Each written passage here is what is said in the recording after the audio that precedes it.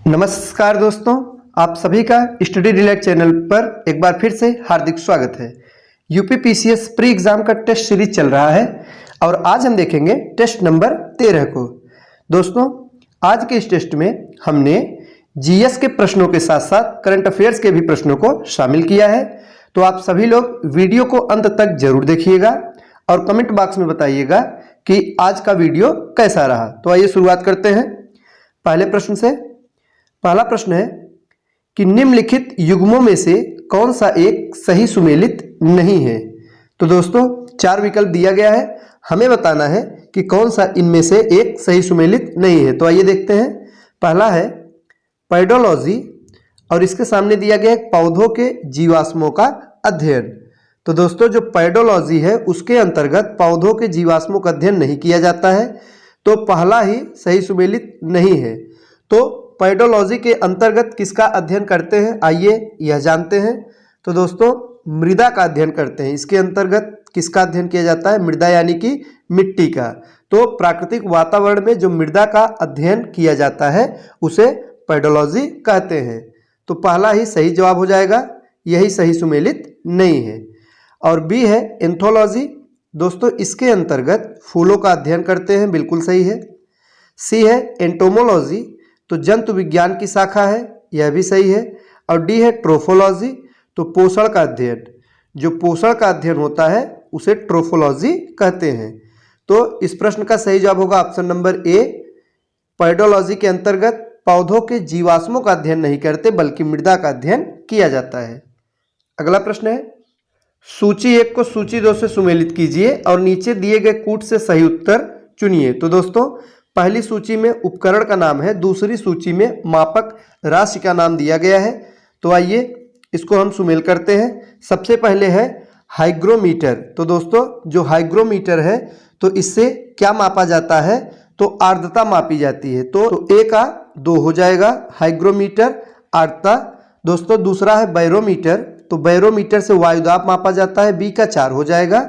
सी है एमीटर, तो दोस्तों एमीटर यह विद्युत धारा मापने का यंत्र है, सी का 1। और डी है नेफोस्कोप, तो बादल की गति मापी जाती है, तो डी का 3 हो जाएगा। तो इस प्रकार से जो सही जवाब होगा वो क्या हो जाएगा, ऑप्शन नंबर बी।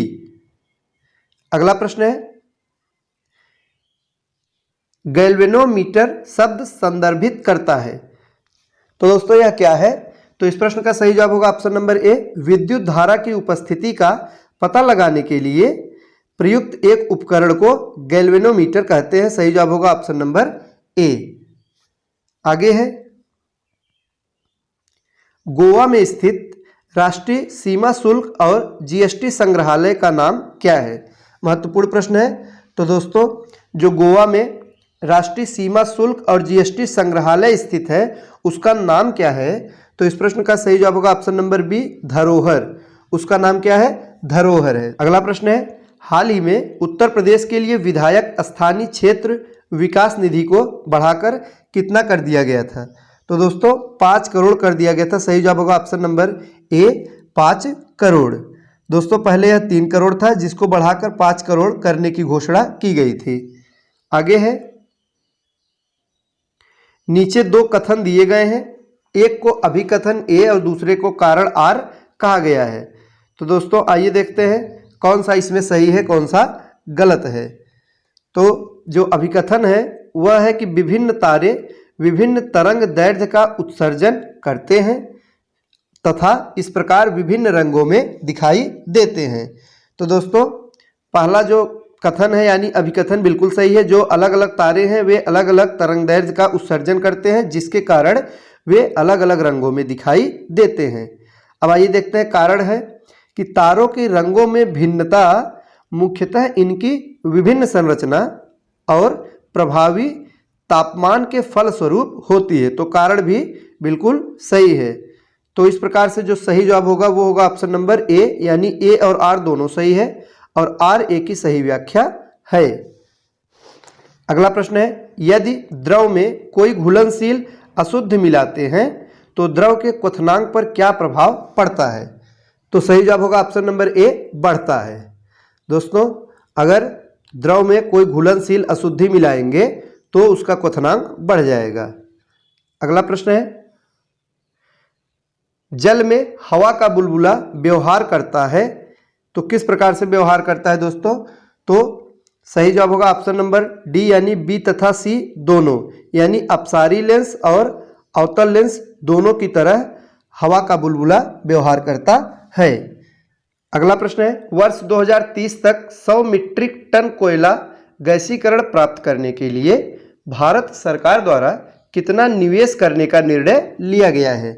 तो दोस्तों कितना निवेश करने का निर्णय लिया गया है? तो 4 लाख करोड़ निवेश करने का निर्णय लिया गया है। सही जवाब होगा ऑप्शन नंबर बी। तो भारत का जो लक्ष्य है दोस्तों, वर्ष 2030 तक 4 लाख करोड़ से अधिक निवेश के साथ 100 मिलियन यानी 100 मिलियन टन कोयला का गैसीकरण करना है। आगे है, जून 2022 में उत्तर प्रदेश सरकार द्वारा निम्नलिखित में से किस फिल्म को कर से छूट प्रदान की गई थी? तो दोस्तों इस प्रश्न का सही जवाब होगा ऑप्शन नंबर बी, सम्राट पृथ्वीराज। उत्तर प्रदेश सरकार ने सम्राट पृथ्वीराज को उत्तर प्रदेश में कर से छूट देने की घोषणा की थी 2 जून 2022 को। दोस्तों अब पृथ्वीराज चौहान के बारे में आइए कुछ महत्वपूर्ण जानकारी को देख लेते हैं। पृथ्वीराज चौहान जो कि पृथ्वीराज तृतीय के रूप में जाने जाते हैं, वे चौहान वंश के राजा थे और इन्होंने दोस्तों 1178 से 1192 ईस्वी तक शासन किया था। तो याद रखिएगा 1178 से 1192 ईस्वी तक शासन किया था और इनकी जो राजधानी थी वे अजमेर में इनकी राजधानी स्थित थी।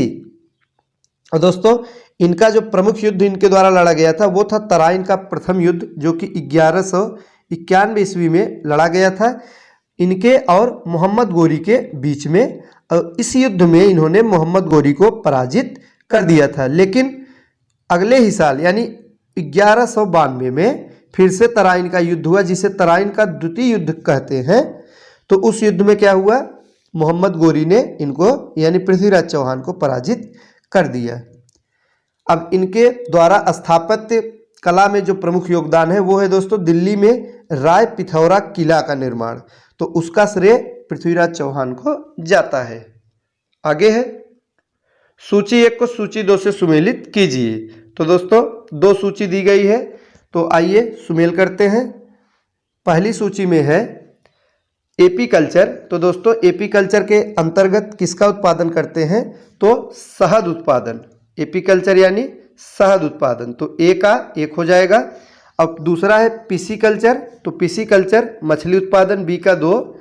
तीसरा है सेरीकल्चर, तो रेशम उत्पादन, सी का 3। चौथा विटीकल्चर, तो यह अंगूर उत्पादन। तो दोस्तों चारों के चारों सही सुमेलित हैं। तो याद रखिएगा ये सभी परीक्षा में बार बार पूछे गए हैं और आगे भी पूछे जाएंगे, तो इनको याद कर लीजिएगा। एपीकल्चर शहद उत्पादन है, पिसीकल्चर मछली उत्पादन है, सेरीकल्चर रेशम उत्पादन, विटीकल्चर अंगूर उत्पादन। अगला प्रश्न है, प्राकृतिक या कृत्रिम प्रकाश स्रोतों द्वारा प्रकाशित किए जाने पर विभिन्न रंगों को दर्शाता साबुन का बुलबुला किसका उदाहरण है? तो दोस्तों यह व्यतिकरण का उदाहरण है। सही जवाब होगा ऑप्शन नंबर ए, व्यतिकरण। तो दोस्तों ये थे आज के महत्वपूर्ण प्रश्न। वीडियो अच्छा लगा हो तो लाइक करें। मिलते हैं अगले वीडियो में कुछ नए नए प्रश्नों के साथ। तब तक के लिए नमस्कार।